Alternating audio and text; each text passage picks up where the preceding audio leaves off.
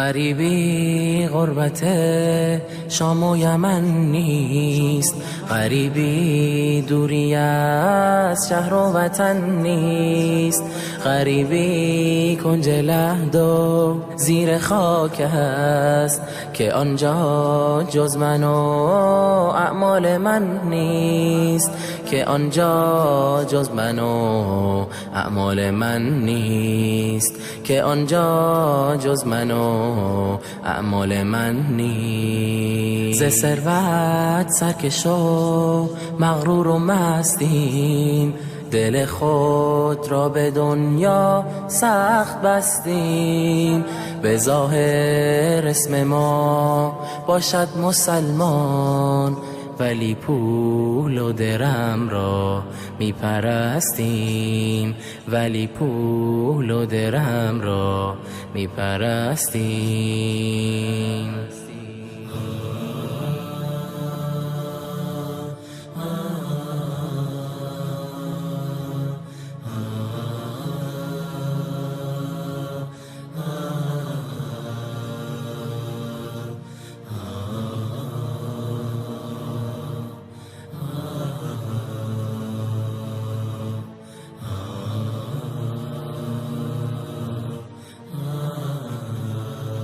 خدا را وقت سختی می شناسیم،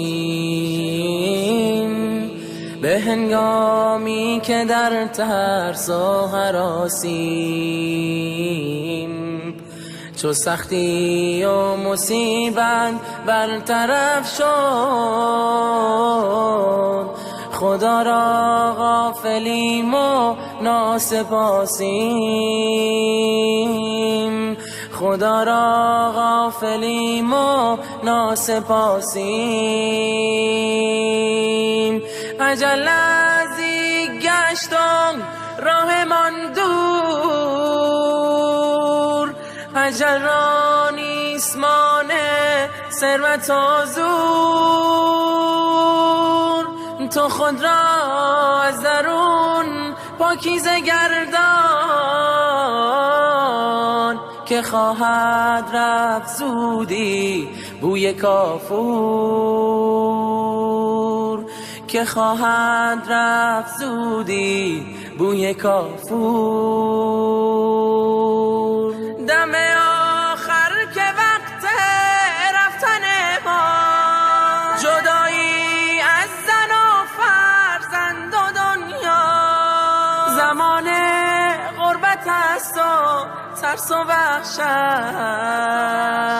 انا لله و انا الیه راجعون. زمان خواب روی شانه راست، زمان خواب روی شانه راست، به زیر خاک و گل یا رب چه سازم، به سوی تو آستین